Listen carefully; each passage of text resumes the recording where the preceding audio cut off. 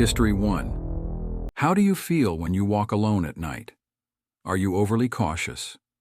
Do you walk in fear, looking back every few seconds, thinking that something might happen to you at any moment? Or are you one of those people who feel safe and think that dangerous things only happen to a few people who make the news? My name is Sam, and I used to be one of those people. I'm a man, an adult, and I'm over 6 feet tall. I'm the kind of guy you wouldn't want to pick a fight with. But that night, none of that mattered. That night, I realized that no matter who you are, if you're looking for misfortune, it'll find you. I used to work at night at a monotonous office job that's not even worth mentioning. When it was time to go home, I had to rush to the station to catch the last train. If I missed it, I'd have to walk several blocks in the dark. To be honest, I chose the night schedule because it paid more. I never thought I would be in danger just walking at night. First, I'd run, and that's exactly what happened the night it all occurred. It was a Wednesday night, known to be the most uneventful and quiet day of the week, but this Wednesday was an exception. My department was the only one that had received extra work, and to make it worse, I was the one who had to make sure everything was in order and close the office. When I left, the few remaining colleagues and I went our separate ways. Everyone had a car except me, but since we lived so far away from each other, no one could give me a ride. I knew I probably wouldn't make the train, but I still thought I might get lucky, so I hurried and ran. When I arrived at the station, I noticed that the ticket seller was not there, which didn't surprise me. Almost nobody pays for a train ticket at that hour, and the entrances are open. Agitated, I checked the electronic signs to see when the train would arrive, but as usual, they weren't working either. I could only wait on the platform and hope the train would show up in the next few minutes. I sat, illuminated by the dim moonlight, waiting for the train. I didn't think it would arrive. Normally, a few people would have already come to wait for it with me. I looked across the station just to confirm that no one was coming, but to my surprise, I saw a silhouette in the distance. Another person was coming. I remember thinking that maybe the train was just delayed, but it was coming. But with each step the other person took, I began to notice something strange.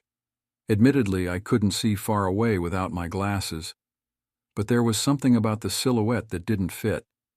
When I could finally see what was ahead of me, I swear my blood froze. That wasn't a man like me coming back from work. It was a man with a sheet covering half of his body. The sheets were dirty, and his pants looked like they were torn.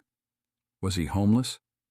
As I analyzed him, I noticed something else, and maybe this was what I must have seen from the beginning. Although he was only about 6 feet away, the man was not walking towards the end of the train station. He was walking towards me. At that moment, I thought for sure I was paranoid, that this could not be more than a coincidence, but I didn't want to take any risks.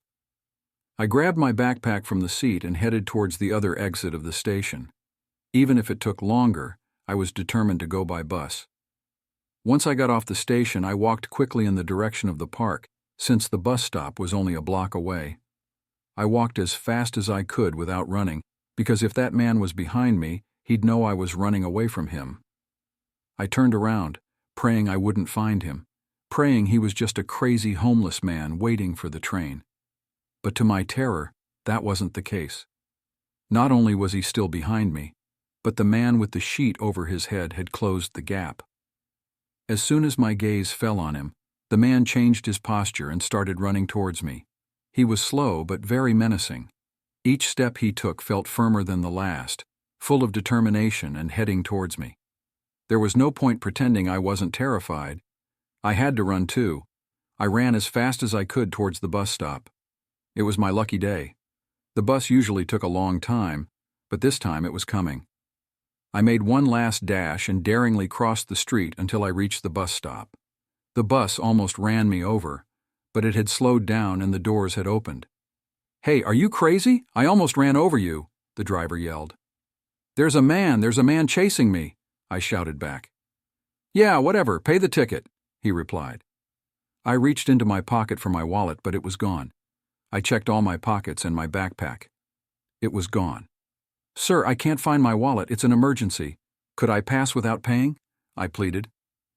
"Oh, so that's how it goes, is it? Get off my bus now," he demanded. "Sir, you don't understand. There's no one out there. Either you're insane or you're doing all this to get out of paying the fare. Whatever it is, get off my bus now." I looked around and got off.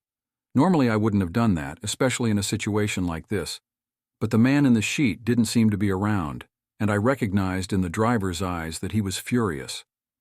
As soon as the bus left, I was alone once again, or at least I thought so, because from the street behind where the bus was, he came out once again, that terrifying man with the sheet on his head. Paralyzed with fear and unable to escape, the man stood next to me, walking slowly towards me. I stood against the wall, and when he came face to face with me, he stretched out his hand, trying to give me something. "Hey, this is your wallet. You dropped it at the train stop," he said. I looked down, and it was true. That was my wallet. I could see it still had money in it. Was this the reason the man was behind me? "Oh, thank you very much," I said. Once I reached out to grab my wallet, the man jumped and grabbed my arm with the other hand. He pulled off the sheet and stuck his face to mine. It was horrible. His face was totally deformed. This man was not only homeless, but he had suffered a terrible fire that had taken his face. It was the only possible explanation. Suddenly, the man put a hand on my side so that I couldn't escape. With the other hand, he grabbed me by the neck and pressed me even more against the wall. Once he was satisfied, he threw me to the side. My only impulse was to run in any direction of my house, crying and disgusted by what had just happened. As I ran, I could see the man standing in the same position. He didn't try to chase me. He just stood there, laughing and looking at me. That was the last time I was reckless enough to go back alone at night. The next day, I asked for a shift change at my job. No more night shifts for me. I still can't explain what happened that night, but on reflection, there really isn't much of an explanation.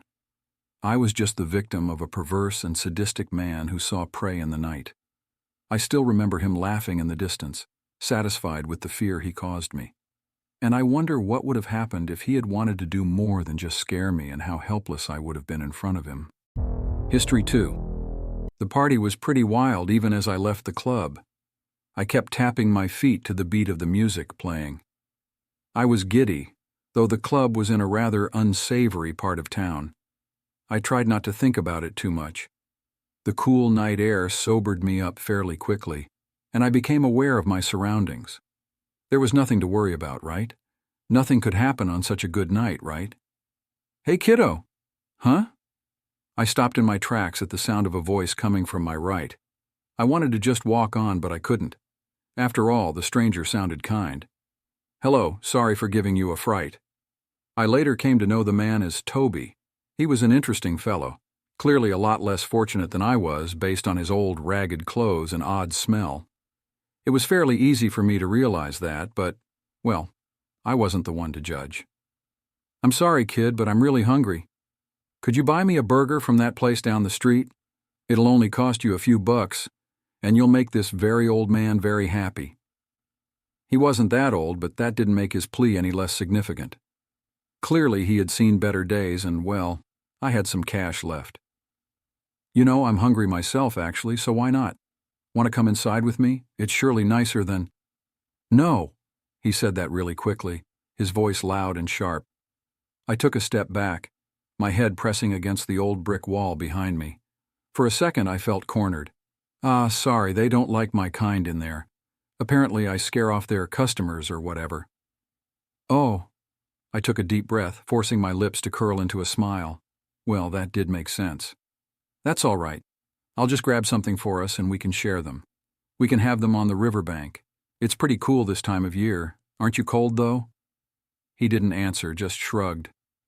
I guess he was just used to it. It took me a few minutes, but I made it to the local burger joint relatively quickly.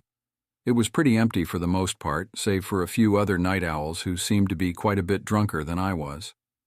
As I lined up to get our order, I noticed that the server was looking at me oddly. However, she still gave me my food with a big smile. Maybe she was used to being hit on by oddballs late at night.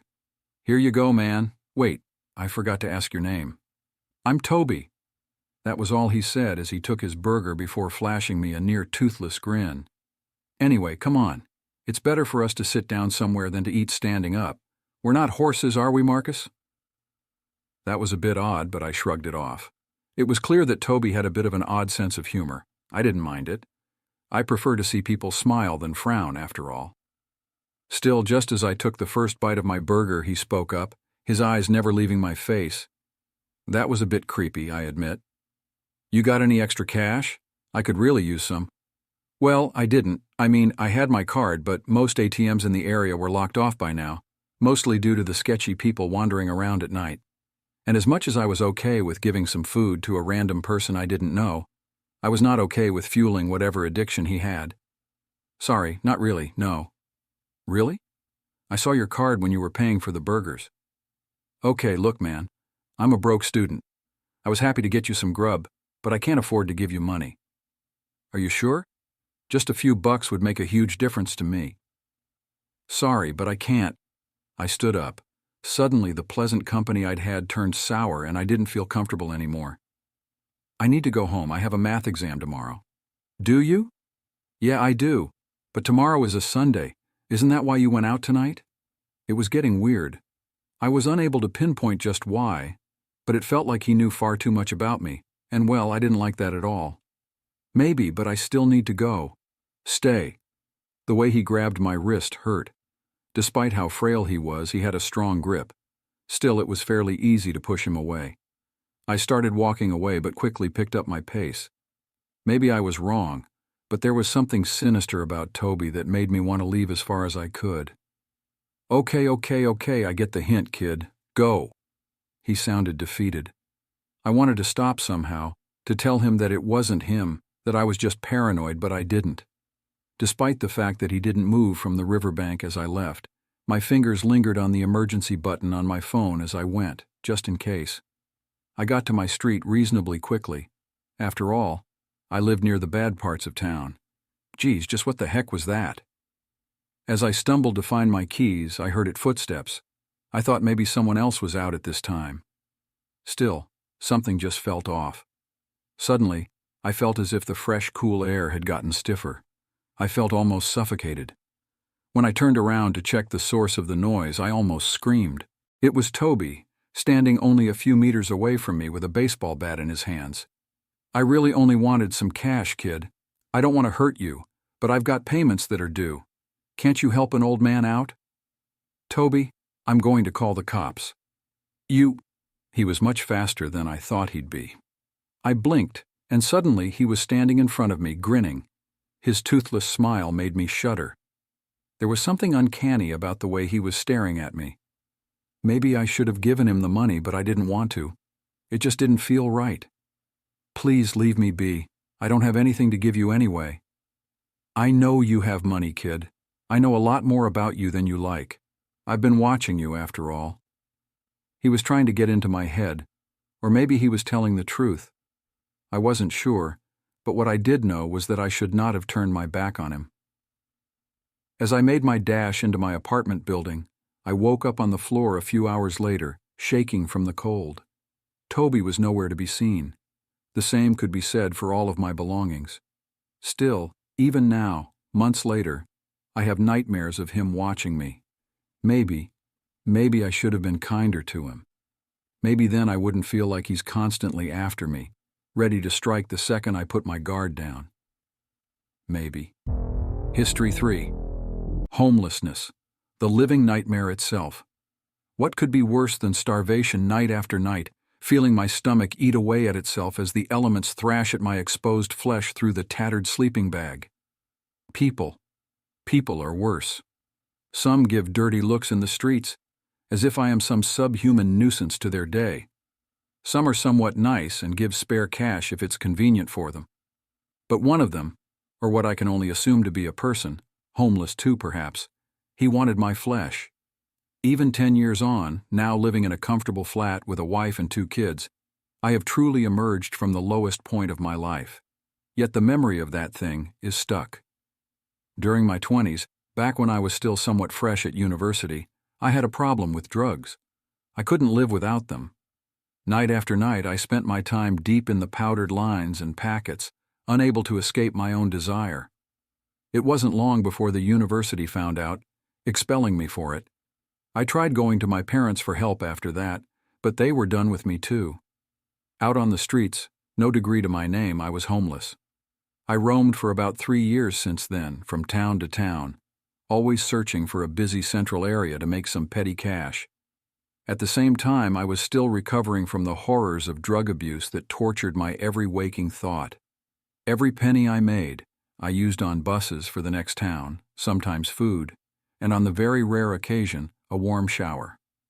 That was until I came across a town from the earliest parts of my childhood, back when things were simpler, before the drugs. There was a spot that my dad and I always used to go for adventures. From what I recalled, it was a little clearing behind a couple of rows of bushes that sat neatly beside the town's river. Remembering the spot, I decided it would be a perfect area to sleep for the night, at least from the elements. It was warming to see that it was still there.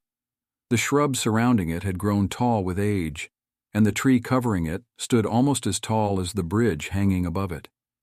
How time had passed us all. It had been a long bus ride, and the sun was dipping beneath the horizon. I had just enough time to trek along the riverbank up to the little gap in the bushes where my father and I used to enter from. I first pushed my backpack through to break away at some of the twigs that had grown inwards over time. Yet as I pushed it through, I was met with a little resistance. Had this part of the bush not grown since, I had thought. Feeling my backpack fall through the other side, I decided it was my turn. Feeling utterly exhausted, I forced my body through until I clattered out the other end. I fell to the dirt with a hard smack. Once I had stabilized myself, I peered up, excited to feel the flood of memories come rushing in. The place was a dump. There were large heaps of rubbish lying everywhere, tattered sleeping bags strewn across the mud, used syringes stuck out of the ground. Some lay on empty cans, and in the center a foul, rancid smell arose. There was a pile of meat in the middle. At the time, I guessed it must have been a hot spot for the homeless, perhaps even teenagers looking for a drunken adventure. It was heartbreaking to see my once beloved spot being used with such a lack of respect. But what position was I in to be judgmental? I sucked it up and found a relatively clean spot over in the corner, furthest away from the entrance. As I climbed into my rotting sleeping bag, I felt the childhood memories seeping in one by one. I drifted to bed, tears gushing from my crumbling eyes. What must have been hours later, I woke up to the sound of leaves rustling from the other side of the pile of trash and flesh. As my eyes flickered open, I was made immediately aware of the source of the rustling. A dark figure stood in the entrance. It was far too dark to make out any details, but I was able to see that the figure was holding a sleeping bag loosely in one hand. I took it he was homeless too. Yet for some reason, he just stood there. The bushes blocked out the noise of the wind, so all I could hear was his breathing, thick and heavy. It didn't feel too threatening at the time, but I remained silent.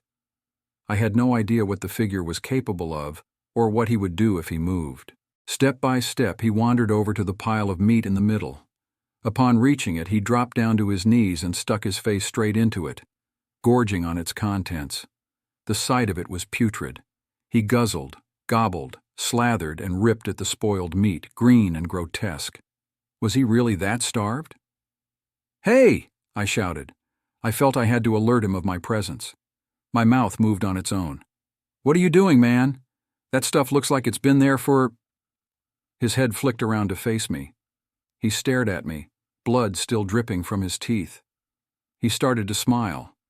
Suddenly, a mouthful of sharpened teeth revealed themselves to me, along with his nails, roughly sharpened. In an instant, he charged. As he bounded towards me on all fours, I flung the sleeping bag from my legs and threw my body into the bushes behind me. My eyes bulged as I hurled myself through the sharp sticks and vicious prods, crawling toward survival.